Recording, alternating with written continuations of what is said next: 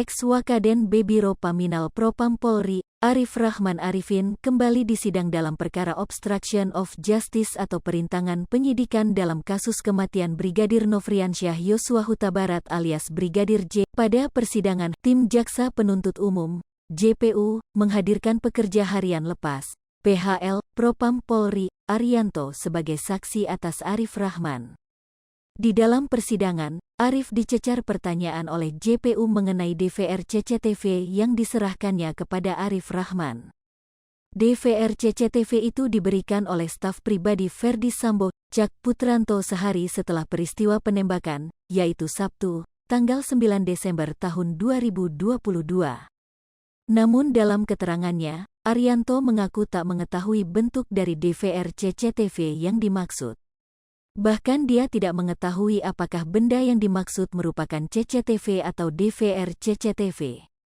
Dalamnya tidak tahu karena berupa bungkusan, saya ambil dari Pak Irfan, setelah saya ambil, saya serahkan ke Pak Cak lagi, kata Arianto di dalam persidangan, Kamis, tanggal 8 Desember tahun 2022.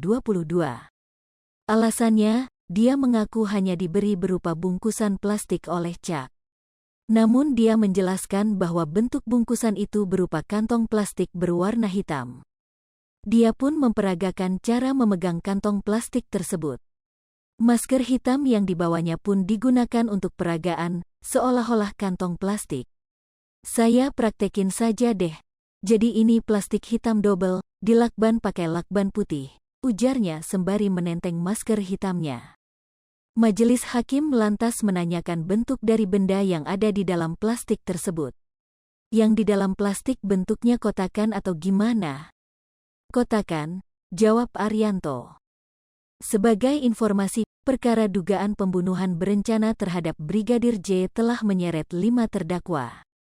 2 di antaranya ialah mantan Kadif Propam Polri, Ferdi Sambo dan istrinya, Putri Chandrawati.